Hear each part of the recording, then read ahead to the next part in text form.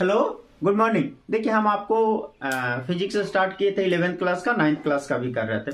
तो अब हम लोग सेपरेट कर दिए, 11th क्लास का अलग और 9th क्लास का अलग। 11th क्लास में मैंने आपको क्या एसआई यूनिट बता दिया था, डेराइव्ड एसआई यूनिट बता दिया था।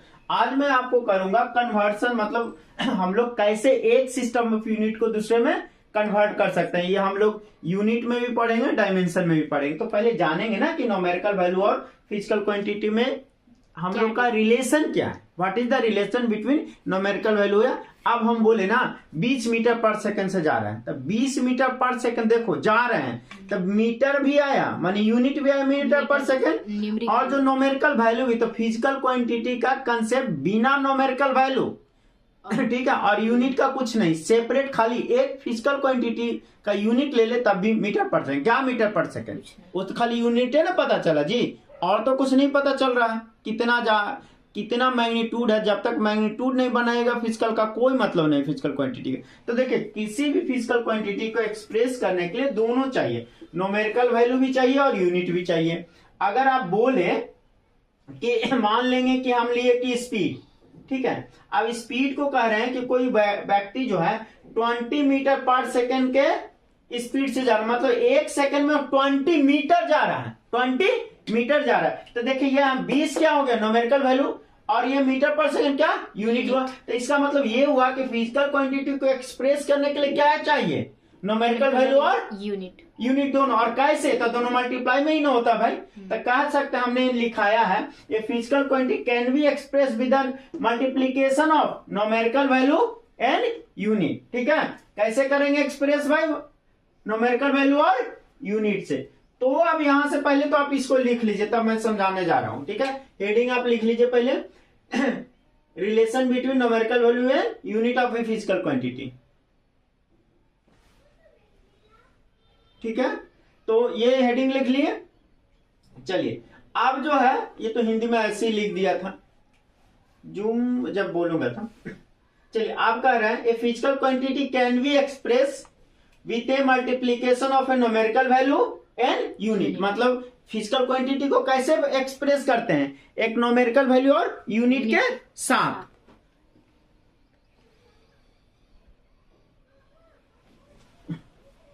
ठीक है, मैं रफ करने जा रहा हूं, आप लोग लिख लिए। चलिए, ठीक है, तो फॉर एग्जाम्पल लेके चल रहे हैं, हम वही लेके लिखवा रहे हैं जो हम आपको बोले। हम क्या बोले कि स्पीड किसी का है, ठीक है, 20 मीटर पर सेकंड हम लोग मान लिए, माने कि इस फिजिकल क्वांटिटी या फोर्स ही ले लीजिए, फोर्स लिए। इसका क्या कह रहे हैं कि आप कहीं पे फोर्स लगा रहे हैं 5 न्यूटन का। तो ये बताइए, ये या ये क्या हम लोग का न्यूमेरिकल वैल्यू,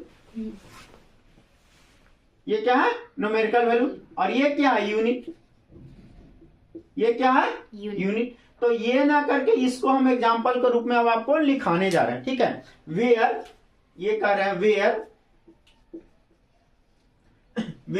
देखिए, यहां पे 20 is numerical value and metre per second is its unit, yes और नो। ठीक है, यानी इन दोनों का। अब मान लो कि और क्लियर आपको बताने जा रहा है, पहले इसको आप रफ कर लीजिए, मैंने लिख लीजिए, तो मैं ये करता हूं और क्लियर इसको समझिए कि कैसे दोनों के बीच रिलेशन कंप्लीटेड। देखो, मेजर करना, मान लो इस बोर्ड का 2 मीटर नहीं होगा, हम मान ले रहे हैं ये 2 मीटर है, इसको मीटर किए आप 2 मीटर। तो लेंथ जो बोर्ड का लिए, हम जिस बोर्ड पे पढ़ा रहे हैं वो कर रहे हैं 2 मीटर।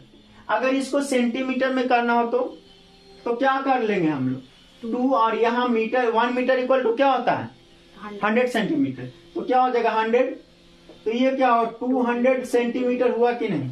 तो आप खुद ही बताइए कि इसका मतलब क्या हुआ, 2 मीटर इक्वल टू आप कह रहे हैं 200 सेंटीमीटर। क्या बोले आप 200 सेंटीमीटर। तो देखो, तो आप क्या देख रहे हो कि जब आप न्यूमेरिकल वैल्यू छोटा, ठीक है, तो यूनिट क्या ले रहा है बड़ा, यूनिट ले रहा है बड़ा, और न्यूमेरिकल वैल्यू देखिए यहाँ पे बड़ा, तो यूनिट क्या ले रहे हैं, छोटा। ठीक है, अब एक सिस्टम ऑफ यूनिट का अलग अलग ले लेते हैं। मान लो कि ये U1 ले लेते और इसको U2 कहते। लेकिन ये तो क्लियर है भाई कि जब आप सिस्टम ऑफ यूनिट में क्या ये सॉरी इसमें आपने देखा क्या कि जब न्यूमेरिकल वैल्यू छोटा तो यूनिट बड़ा, और हम लोग यूनिट बड़ा न्यूमेरिकल यानी इनवर्सली प्रोपोर्शनल। इसका मतलब इनवर्सली प्रोपोर्शनल, तो ये लिखा सकते हैं द न्यूमेरिकल वैल्यू। ठीक है, तो मैं अब ये करके लिखाने जा रहा हूं, दैट इज हम लिखाने जा रहे हैं the numerical value of a physical quantity, the numerical value of a physical quantity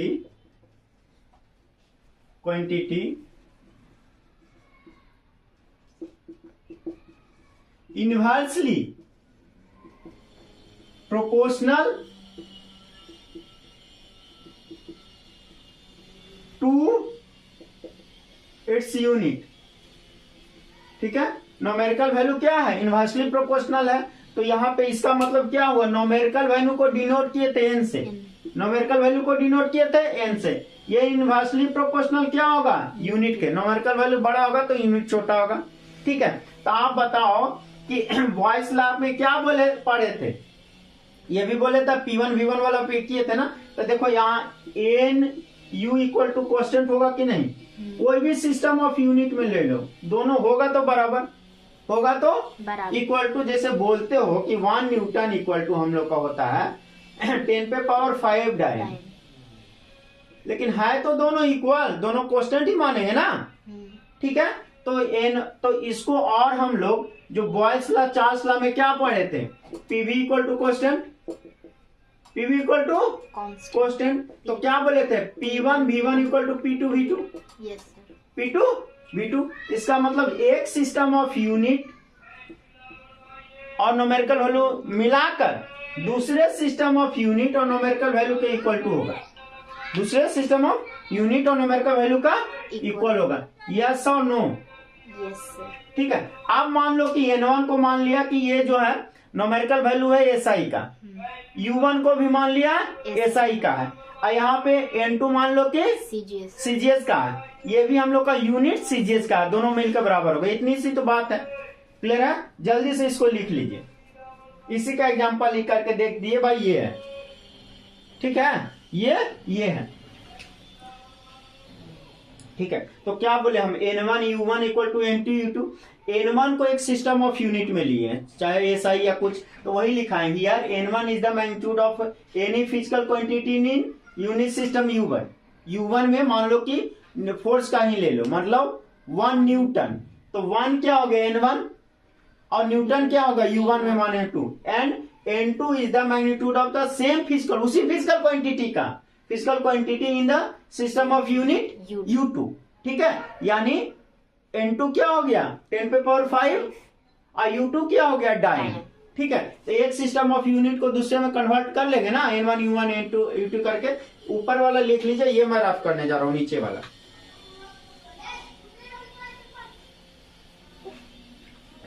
ठीक है, तो समझ में आ गया। अब फास्टली मैं कागो आप लोग को सिंपल न्यूमेरिकल करके दिखाने जा रहा हूं। ठीक है, चलिए अब हम लोग कह रहे हैं कि लिख लिए ऊपर वाला, हो गया होगा। ठीक है, तो हम कुछ भी नहीं कर रहे हैं कि स्पीड का लिए क्या 1 मीटर पर सेकंड स्क्वायर, सॉरी स्पीड का यूनिट होता है ऐसा यूनिट, इसका CGS यूनिट होता है सेंटीमीटर पर सेकंड, सेंटीमीटर पर सेकंड। तो 1 मीटर पर second equal to how many centimetre पर सेकंड होगा। क्लियर है, चलिए तो भाई N1 मान लीजिए SI यूनिट में न्यूमेरिकल वैल्यू, U1 मान लीजिए SI यूनिट में न्यूमेरिकल वैल्यू, हमें ये पता नहीं है तो हम लोग मान लिए N2। ठीक है, और CGS यूनिट में हो गया U2, तो हम लोग को निकालना क्या है N2। N1 U1 बराबर क्या पढ़े हम लोग N2 U2, और निकालना क्या है U2 ही माने है ना, N2 सॉरी N2, तो N2 इक्वल टू क्या होगा N1 U1 by U2। N1 हम लोग का 1 है, U1 आप क्या लिखे हैं मीटर पर सेकंड। ठीक है, और U2 आप क्या लिखे हैं सेंटीमीटर पर सेकंड। तो इसको तो आपको लिखना आता ही है भाई, 1, ठीक है। अब मीटर पर सेकंड, अब मल्टीप्लाई कीजिएगा तो इसमें क्या हो जाएगा, सेकंड ऊपर चल जाएगा, सेंटीमीटर नीचे, सेकंड से सेकंड कैंसिल, तो नहीं आ गया 1 मीटर सेंटीमीटर। तो अब आप क्या कर सकते हैं यहां देखो 1, आई मीटर को चेंज कर देना सेम यूनिट में ताकि कैंसिल हो सके। तो 1 मीटर इक्वल टू 100 सेंटीमीटर, तो 100 क्या हो गया ये centimetre divided by centimetre, cancel हो गया कि नहीं। तो n2 का वैल्यू कितना आ गया 100, क्या हो गया 100, न्यूमेरिकल वैल्यू ही आया है। फास्टली आप लिख नहीं लीजिएगा, तो हमको सिंपल सा बताओ कि अब हम लोग क्या कर सकते हैं कि 1 metre per second equal to 100 centimetre पर सेकेंड आ जाएगा कि नहीं, हाँ या ना। फास्टली आप लोग लीजिए, तब एगो डेंसिटी वाला करवाएंगे, एकदम इजी वाला, और उसके बाद नेक्स्ट में सब करवाएंगे हम, ठीक है। 1 न्यूटन इक्वल टू कितना होता है, 1 जूल इक्वल टू कितना होता है, 1 पास्कल इक्वल टू कितना होता है। कंप्लीटेड है।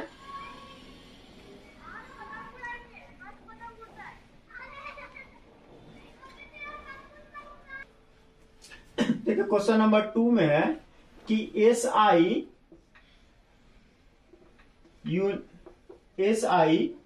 यूनिट ऑफ डेंसिटी इज, हम लोग क्या जानते हैं,